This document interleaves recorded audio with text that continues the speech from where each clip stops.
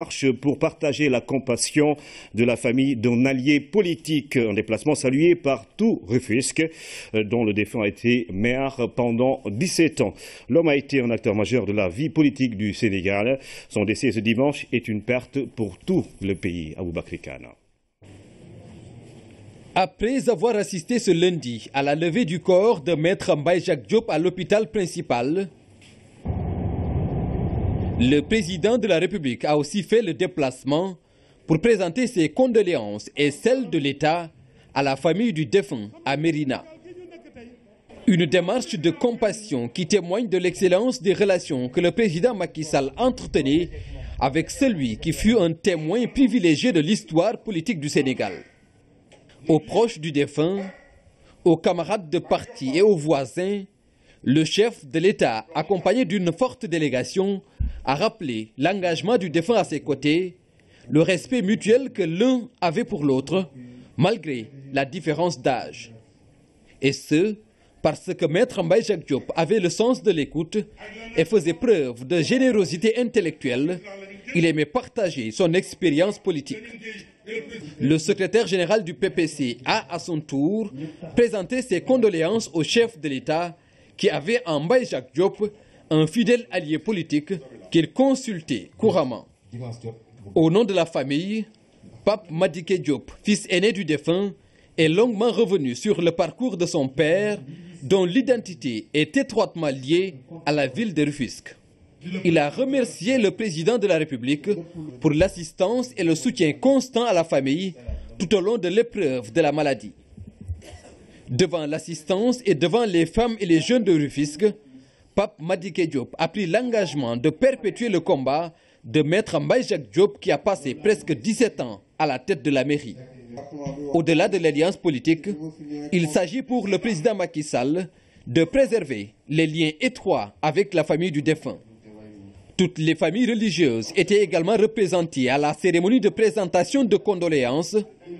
L'honneur est revenu à El Hadj Habib Sakho de formuler des prières pour le repos éternel de l'âme du défunt et pour une paix durable et un développement harmonieux du Sénégal. Je vous le disais au début de ce journal, Dakar fonctionne au ralenti après la Tabaski. Les rues sont désertes, les boutiques presque toutes fermées. À la gare Petersen, un nombre peu important de cars circulent. Les clients se font également rares. Dans l'administration publique, plusieurs employés ont déserté les bureaux alors que les ministres sont venus travailler. Eliman Dawa. Lendemain de Tabaski, Dakar montre un visage inhabituel. Des boutiques fermées, des étals d'habitude animés, presque déserts. Et pourtant aujourd'hui, ce n'est pas jour férié. À la gare Petersen, le nombre de cars de transport en activité est peu important. Les clients se font également rares. Seuls 5% des cars ont travaillé aujourd'hui. La plupart d'entre eux sont partis passer la fête à Louga, Thiès, Tamba. Je suis resté pratiquement 20 minutes sans avoir assez de clients. Là, on m'a sommé de partir. Ça se passe toujours comme ça, les lendemains de Tabaski. Dans l'administration publique, beaucoup d'absents. Plusieurs employés sont permissionnaires, mais au ministère de la Culture, le ministre est à son poste. C'est une habitude de l'administration sénégalaise. Lendemain de très grandes fêtes, souvent les travailleurs passent les fêtes à l'intérieur du pays. Ceux qui sont à Dakar sont souvent pris par les fatigues du lendemain, quand bien même tout cela n'est pas une raison. Le ministre de l'Énergie a passé la Tabaski hors de la capitale, mais cela ne l'a pas empêché d'être au travail. Nous, les Sénégalais, de manière générale, nous n'avons pas peut-être intériorisé le sens des mythes que constituent la Tabaski, etc., les mythes religieux. Par exemple, ici, il s'agissait de sacrifier son fils pour une croyance forte, pour des valeurs importantes. Donc, quand on est prêt à sacrifier son fils, on doit sacrifier de son temps pour pouvoir venir au travail. Mais on pourrait trouver quelques circonstances atténuantes. La Tabaski étant l'un des rares moments pour certains de retrouver la grande famille éloignée. Je fais exception quand même pour la Tabaski, qui est une fête où, comme dans tous les pays du monde, il y a des fêtes. Aux États-Unis, vous avez Thanksgiving, c'est les États-Unis, sens dessus, tout le monde part dans tous les sens. En Chine, vous avez vu les fêtes de fin d'année chinoises, etc. En Europe, Noël, c'est aussi phénoménal. Donc ici, c'est Tabaski. Vous voyez des gens qui quittent Dakar, qui vont jusqu'à Tamba, parce que c'est le seul moment où la famille au sens large se retrouve. Une journée de travail perdue rejaillit très négativement sur l'économie. C'est des manques à gagner énormes.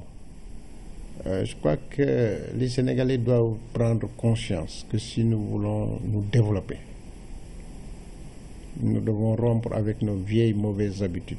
On doit réfléchir peut-être à l'exception de la Tabaski pour trouver un aménagement, peut-être en réduisant les autres nombres de jours fériés. Par exemple, le lendemain de Tamkharit, il n'y a pas particulièrement d'activité. Dakar fonctionne au ralenti après les périodes de fête. Le constat est général, aussi bien dans l'administration que dans l'informel, comme si la Tabaski était dans le temps additionnel.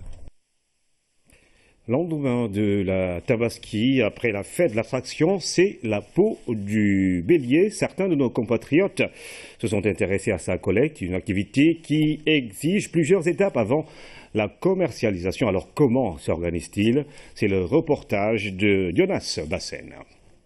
Pas de rush à la Sogas en ce jour de fête, mais les rares personnes trouvées sur place louent les services de bouchers ou autres pour perpétuer le sacrifice de l'Aïd el-Kabir.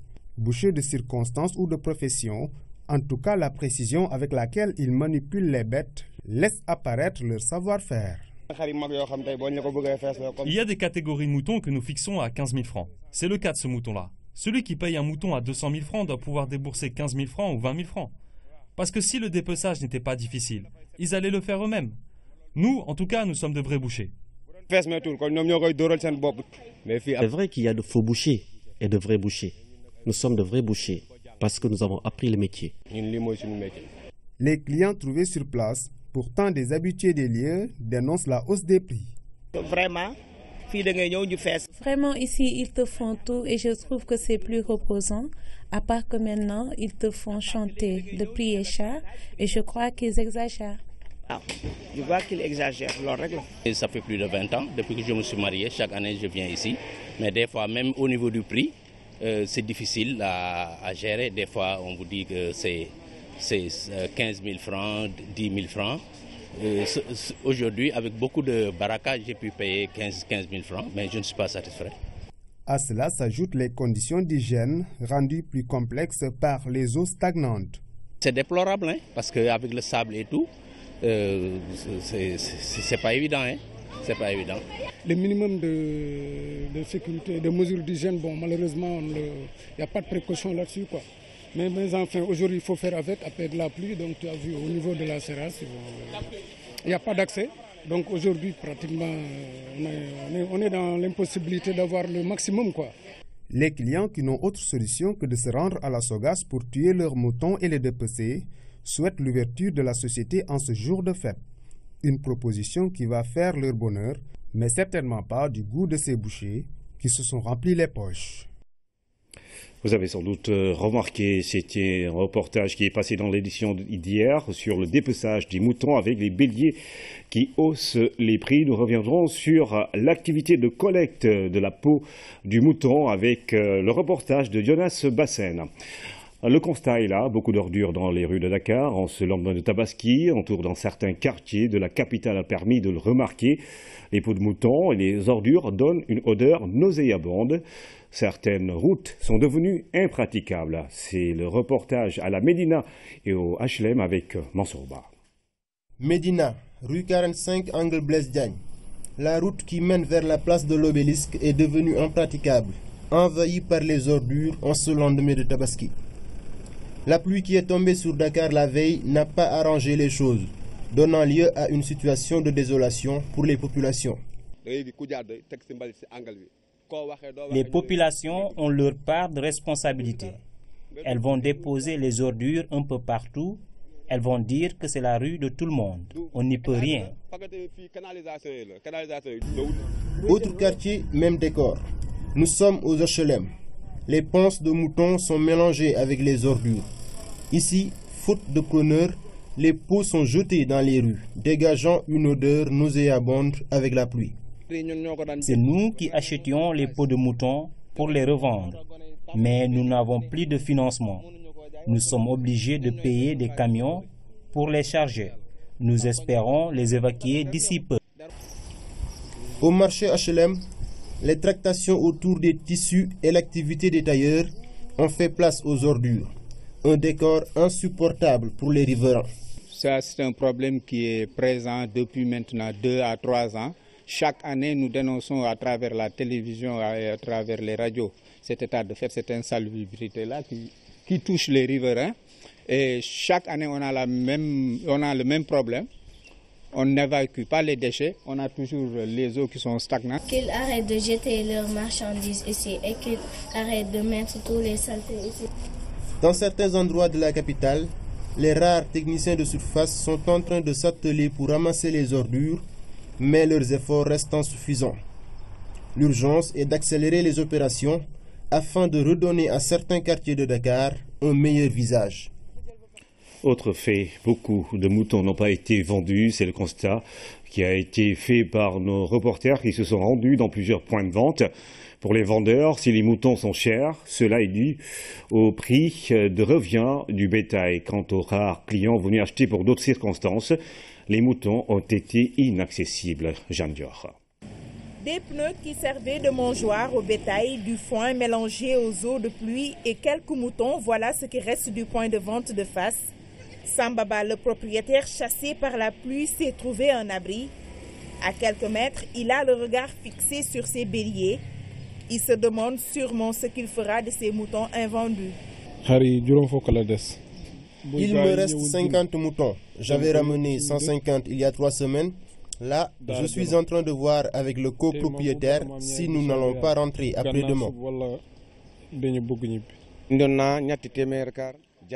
Je suis venu à Dakar avec 150 moutons, il m'en reste une cinquantaine. Je suis obligé de repartir avec le bétail. Mais je pense plutôt que la pluie est à l'origine de certaines difficultés que nous avons rencontrées cette année. HLM face un autre point de vente. Au lendemain de la fête, une quarantaine de bêtes n'ont pas trouvé preneur. Sur place, quelques clients s'intéressent au bétail.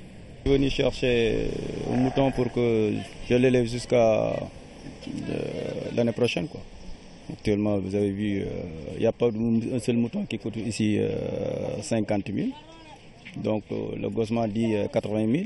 À Liberté 6, l'un des plus grands sites de vente, des clients viennent acheter des moutons.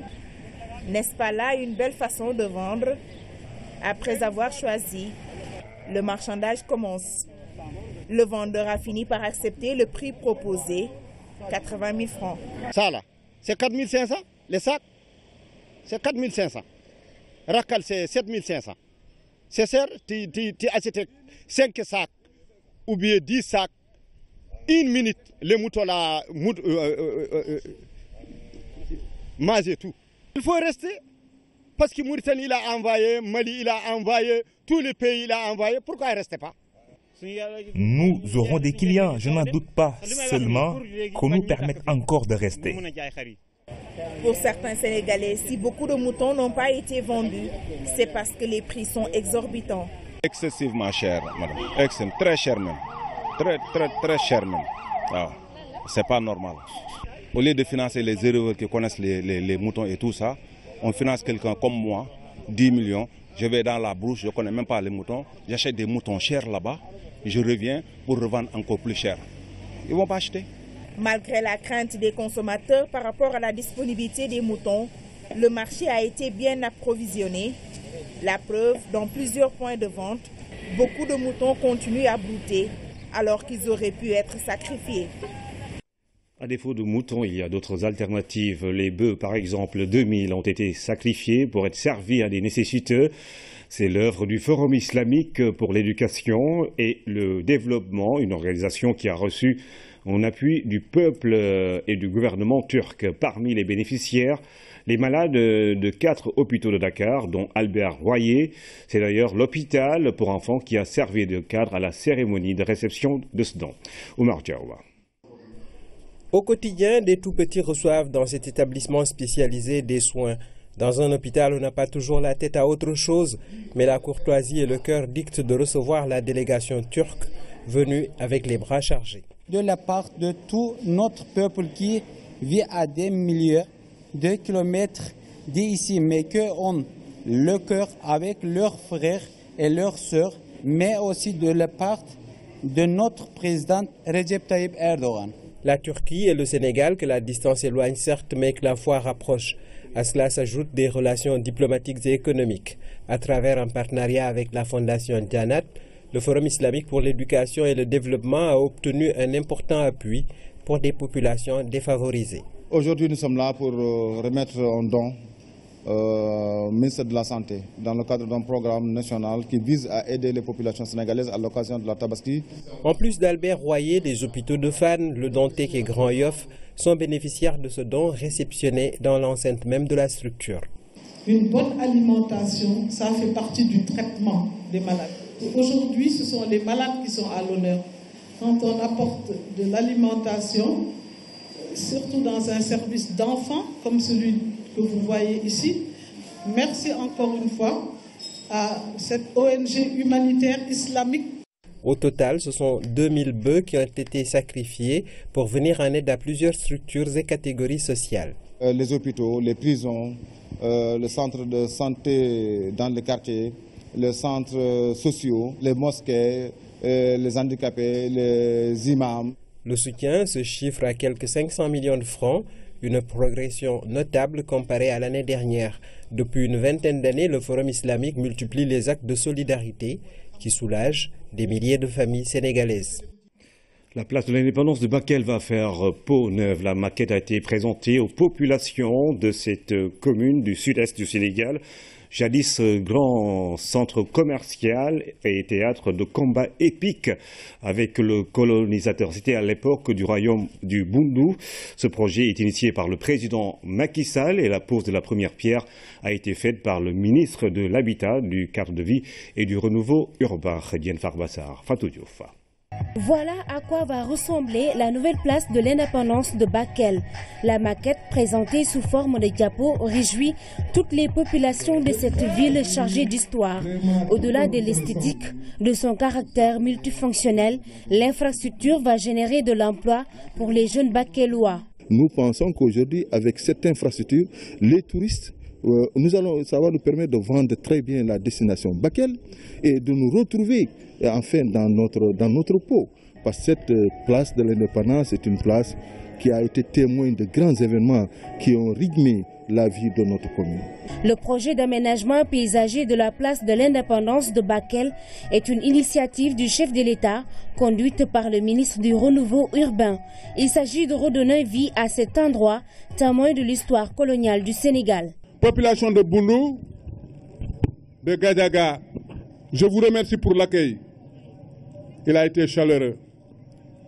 Et je remercie aussi toute mon équipe, Abdoul Aziz Diop, qui s'est battu nuit et jour avec son équipe, vraiment pour faire, par le biais de ce qu'on a vu, ce film-là, de Bakel, une ville qui sera vraiment indexée positivement parmi les plus belles villes du Sénégal.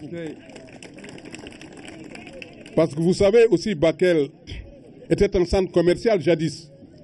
Et Bakel, quand même, détenait dans son patrimoine historique des jardins. Et avec le temps, ces jardins se sont effondrés.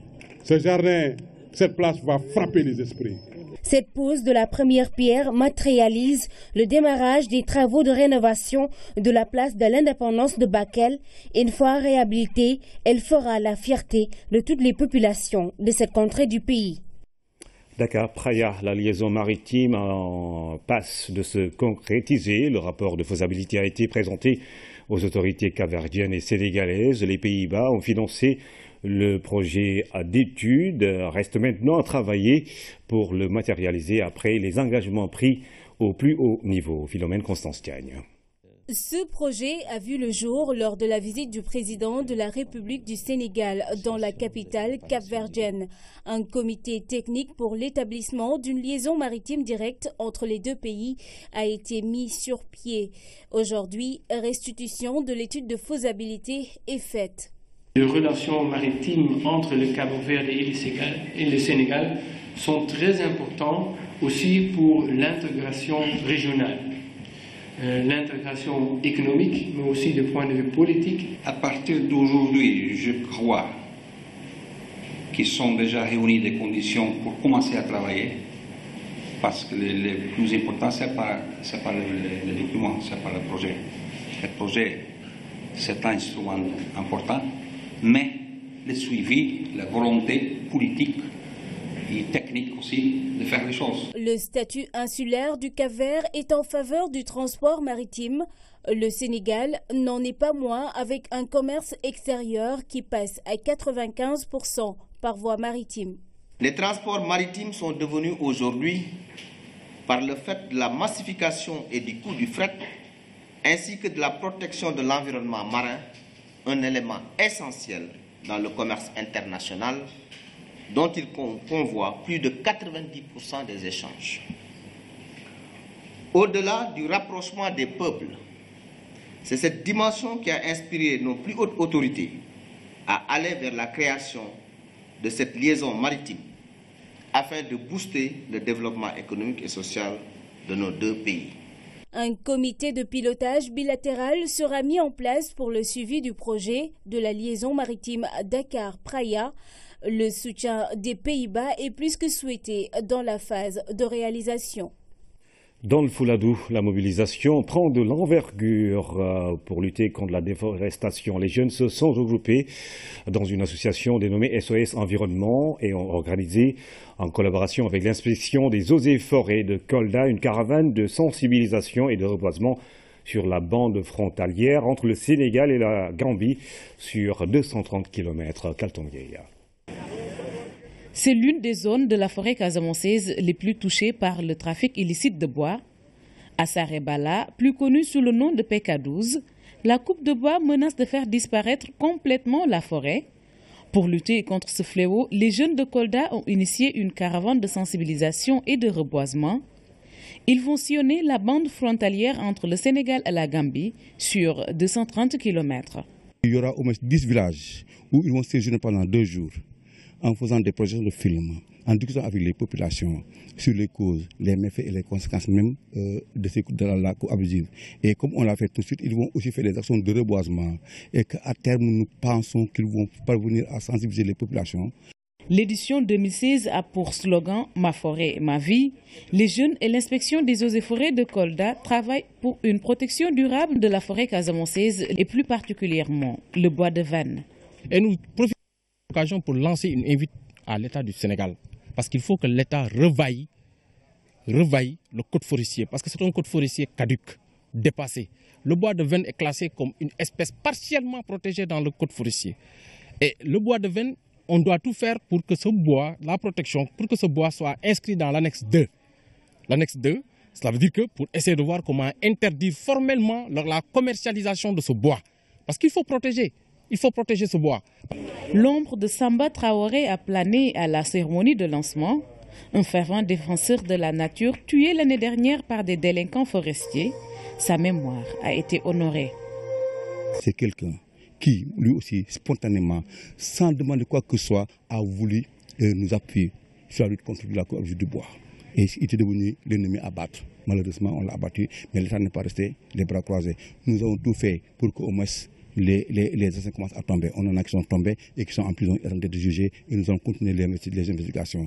Et comme on l'a dit tout de suite, nous ferons tout pour assister sa famille parce que c'est un martyr. La lutte contre le trafic illicite de bois est maintenant portée par les jeunes. Ils s'engagent à multiplier les actions de protection en s'impliquant dans les projets initiés par la direction des eaux et forêts de la localité. Couleur du Sénégal, la série nous conduit ce soir à Kabakoto, un village du département de Nioro, à 25 km de la Gambie. Là-bas se trouve un puits mythique dénommé Douy Davou. Le nom lui a été donné par la mère de Serigne Touba Khadimou Rassoul Mame Diarra Bousso, une vraie légende. Et c'est le reportage de Cheikh Ahmadou Bamba Gueye. Kabakoto. Ce village, niché au cœur du Saloum dans le département de Nioro, se trouve à 25 km de Curaïb, à la frontière gambienne. Ici, l'hivernage s'est installé depuis les premières percées de la mousson. L'histoire de ce village, habité en majorité par des Alpulaar, est racontée à travers ce puits. Un monde sans histoire est un monde sans âme, et l'âme de Kabatoko est ce puits dénommé puits d'Uydagou, qui résume le passage de Mame Diarra Bousso, la mère de Serigne Touba dans cette contrée. C'est elle qui lui a donné ce nom. Son nom a été baptisé par Mame Diarra. Mame Diarra Bousso, qui a mis au monde un grand, notre grand-père, Cheikh Ahmadou Bamba Mbacké. Et quand elle venait, elle trouvait ses semblables qui étaient là en train de puiser. Mais comme le Alpulaar aime l'étranger, ils aiment l'hospitalité. Alors ces dames-là préféraient puiser à la place de Mame Diarra. Ce n'étaient pas des bassines, c'était des sortes de calebasses ou en bois avec lesquelles ces mamans-là puisaient de l'eau. Et au lieu que Mame Diarra fasse comme elle refusait, elle puisait à la place de Mame Diarra et lui portait même cette bassine-là. Elle avait l'habitude de chantonner, ah, c'est de neex na ndox ni mu jafe teen bi nu mu neexe nit ñi ñu bëggee gan bëgguñu sax maroot fii de moom neex na da ngay duy num la neexe nga daagu ñibbi. Le puits d'Uydagou n'est pas comme les autres. À le voir de très près, avec ses parois et le fond de la source, fait appel à des histoires qui relèvent toutes du mystique. Et apparemment, il est là depuis la préhistoire. Il y a une chèvre qui, une fois, est tombée dans ce puits. Il y a quelqu'un qui part la chercher, mais la chèvre et son chèvre étaient en train de courir à l'intérieur du puits. Donc il y avait des cavités. Les premiers hommes vivaient dans ces cavités-là.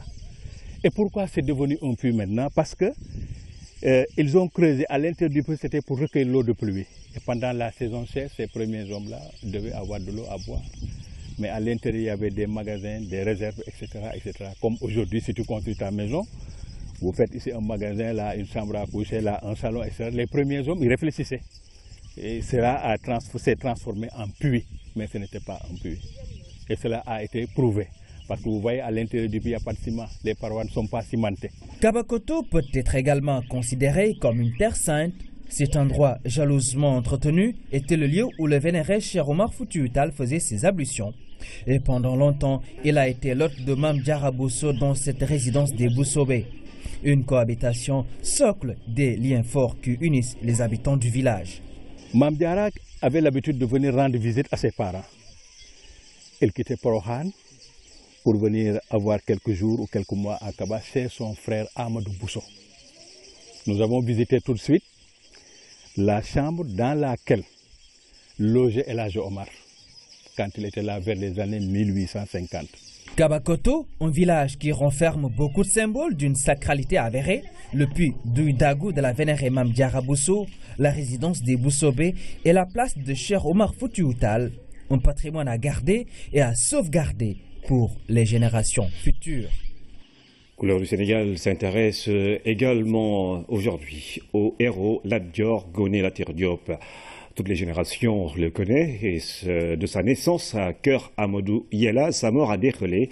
François Seck revient sur le parcours de l'homme qui a incarné la résistance face aux colonisateurs. Lat Dior, ou une vie de combat, c'est le reportage du jour.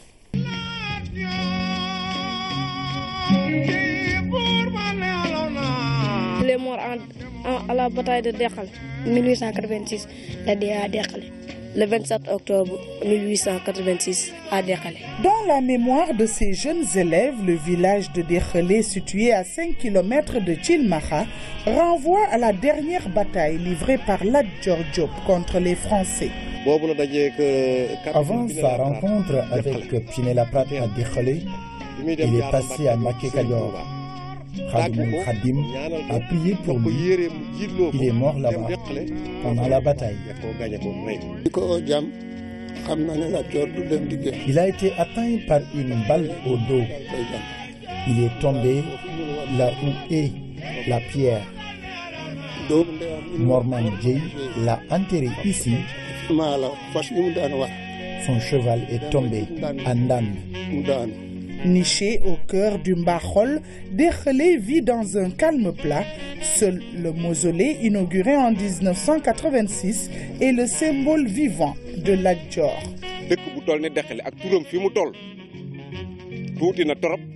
Un site comme Dekhelé mérite plus que ça. Dekhelé manque de tout. Franchement parlant, il manque de tout. On souhaiterait à ce que nous rattachions le village de Dekhelé à la commune de Thilmakha-Mbako. Tout commence à Kër Amadou Yalla, lieu de naissance de Lat Dior, fils de Sakhewer Sokhna Mbaye Diop et de la Linguère Ngoné Latyr Fall. Nous sommes en 1842. C'est ici, à Songhé, qu'est né Lat Dior.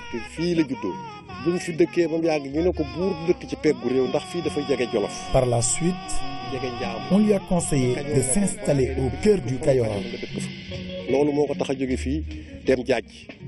Malaw était toujours attaché à ce baobab. C'est à Mboul, arrondissement de Ndiakhène et ex-capitale du Kayor, que le 34e et dernier Damel a été intronisé en 1862. C'est ici que Lat Dior a été intronisé. Il s'était adossé à cet arbre avant de procéder à une danse spéciale. Il se convertit à l'islam grâce à Maba Diakhouba sous le nom de Silmakha Diop. 1864, qu'il est démé Saloum. Il est allé au Saloum rencontrer Maba Diakhouba, qui l'a converti à l'islam, qui est devenu son lieutenant de guerre. Lat Dior et ses troupes menèrent des batailles épiques contre les envahisseurs. Ngolngol, Thilmakha, Djadji, Souguer, Mbaké, Kadior, Méré. Lat Dior aurait livré 34 batailles et en a perdu 2, dont celle de Loro, le 16 janvier 1864. C'est à Loro que les canons ont retenti pour la première fois. C'était en 1864. Il a perdu plus de 600 hommes ici. Après sa défaite, il est allé voir Maba. Ce lieu s'appelle Kaimindi. À l'époque, on venait puiser de l'eau.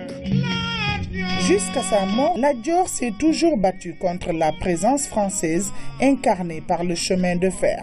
130 ans après sa disparition, le souvenir de Lat Dior Ngoné Latyr Diop reste vivace au Sénégal. Les populations de l'ancien Kayor souhaitent faire de certains sites des monuments pour la postérité.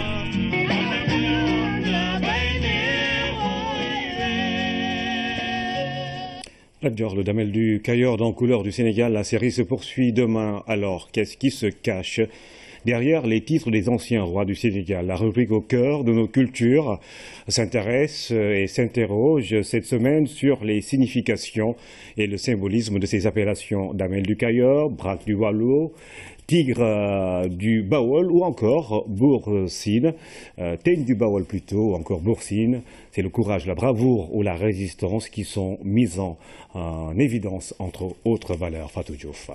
J'ai observé depuis ton adolescence et tu ne m'as pas déçu. Quel est l'ennemi du Jolof qui n'a pas senti le poids de ton bras? Je ne serai rien sans ton exemple. Tu m'as appris à combattre. Bravoure, courage, patriotisme, sagesse, des valeurs que doit incarner un roi au cours de son règne. Je te renouvelle mon serment. Je ne décevrai pas le sang qui coule dans mes veines. L'armée que tu me confies servira les intérêts du royaume.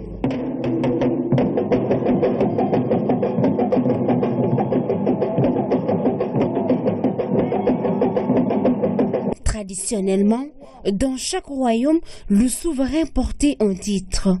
Damel au Kayor, Bourba au Jolof, Mad Sinig, Bar Saloum, Barak au Waalo, Teigne au Bawol. Et derrière chaque titre se cache une histoire, des symboles. Au niveau du signe de l'espace cynique, Et dans le mbey aussi, le mbey, vous savez ce que c'est, puisque vous êtes sérère. Le mbey, c'est l'ancien cœur du Saloum. Les Sérères Féfé habitaient là-bas. Il y avait des Laman. Laman Songo, Laman Dualo. Dans le Kadior, donc, après le Laman, quand le Kadior s'est libéré de l'emprise du royaume du Jolof, le Kadior a investi un roi à qui il a donné le titre de Damel. Damel du verbe dam. Dam, qui veut dire briser. C'est celui qui a brisé les chaînes de l'esclavage, le Damel. Donc le titre là est parti. C'est un titre de courage. Ce titre donc allait motiver tout le long de l'histoire du Kadior, donc le courage de ceux qui étaient investis comme Damel. Aucune de ces valeurs n'était le fruit du hasard. Contexte politico-social oblige. Il fallait faire face à la traite négrière. Ainsi s'est construit le pouvoir Tiedo, avec des valeurs intrinsèques de courage et de refus de la domination. Il y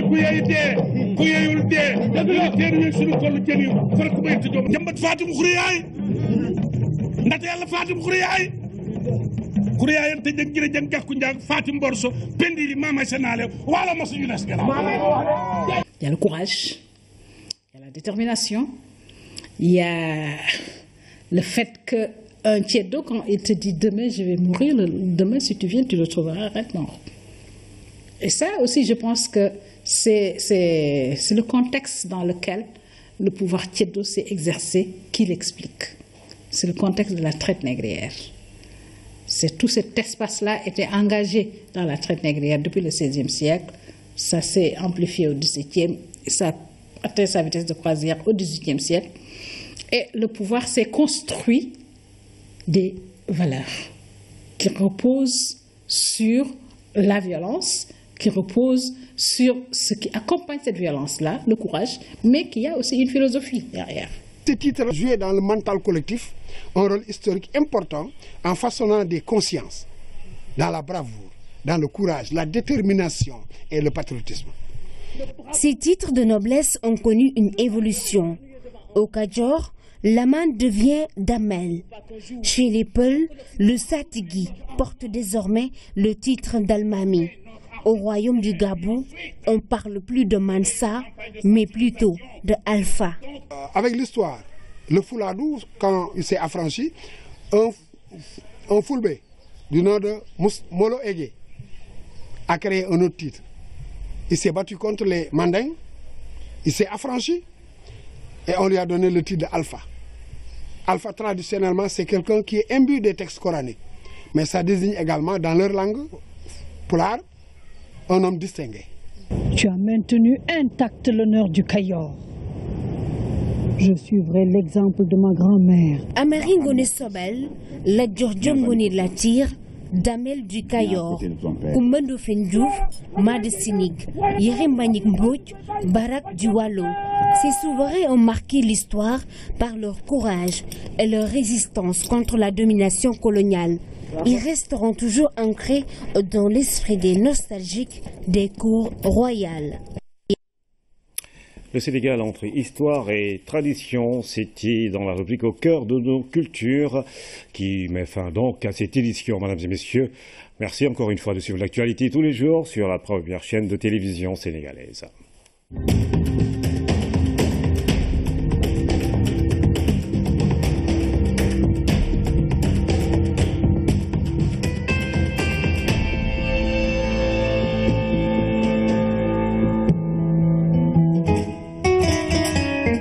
La météo vous est offerte par Bank of Africa.